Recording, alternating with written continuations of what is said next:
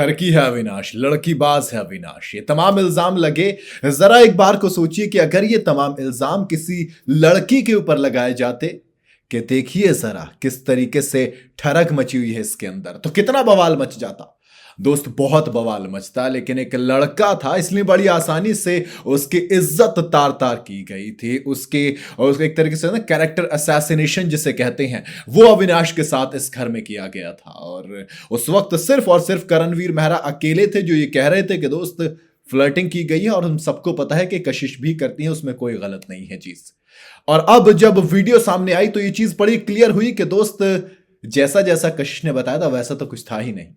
ये चीज बिल्कुल क्लियर नजर आई कि वो सब कुछ ड्रामा इसलिए था क्योंकि कशिश नॉमिनेट हुई है, इसीलिए इतना बखेड़ा खड़ा किया गया। अविनाश की सिर्फ गलती इतनी थी कि उन्होंने ईशा से जो बात कही थी वो थोड़ी सी झूठ निकल आई थी।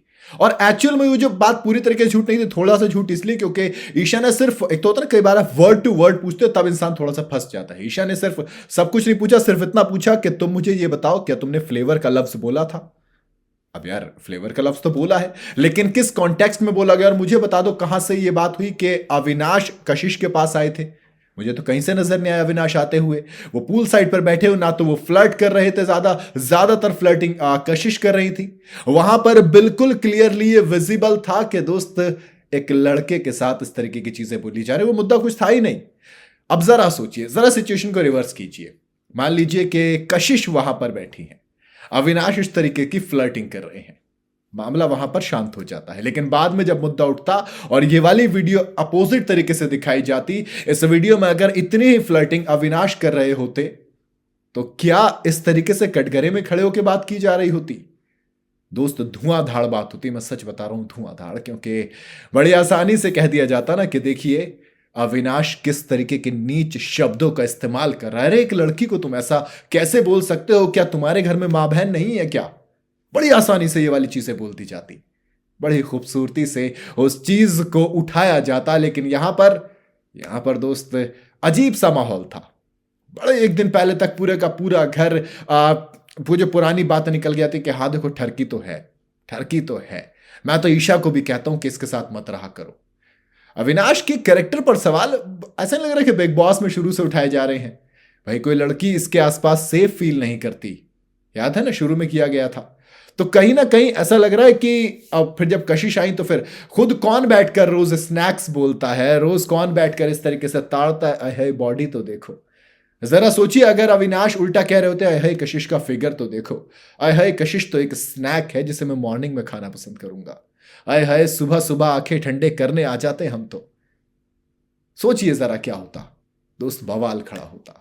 कभी कभी लगता है कि क्या वाकई में जिस दुनिया में हम रहते हैं वहां पर इक्वालिटी है? अक्सर लड़कियों के लिए कहा जाता है कि लड़कियों को बराबर चीजें नहीं मिलती, लेकिन क्या वाकई में ये समाज बराबर कभी हो सकता है? प्रैक्टिकली देखो पॉसिबल मुझे बिल्कुल भी नहीं लगता, क्योंकि कुछ चीजों में कोई आगे है तो कुछ चीजों में कोई। आप कुछ चीजें जैसे आप कहेंगे कि बहुत से ऐसे डिसीजंस हैं जो लड़कियां ज्यादा बेहतर लेंगी, लड़के नहीं ले पाएंगे और कभी नहीं ले पाएंगे उनसे बेहतर वो। लेकिन कुछ डिसीजंस ऐसे भी होते हैं जो लड़के ज्यादा बेहतर ले पाएंगे, लड़कियां नहीं ले पाएंगी। तो वो जो ऊपर वाला है जिसने हम सबको बनाया, उसने अलग अलग बनाया ना जेंडर्स, इसीलिए तो बनाए ना ताकि तुम्हारा काम अलग रहे, तुम्हारा काम अलग रहे। अब अगर आप इक्वालिटी के नाम पे, आप सोशल जस्टिस के नाम पे एक तरफ तो कहते हो बेचारी है, दूसरी तरफ कहते हो ये तो शक्तिशाली नारी है।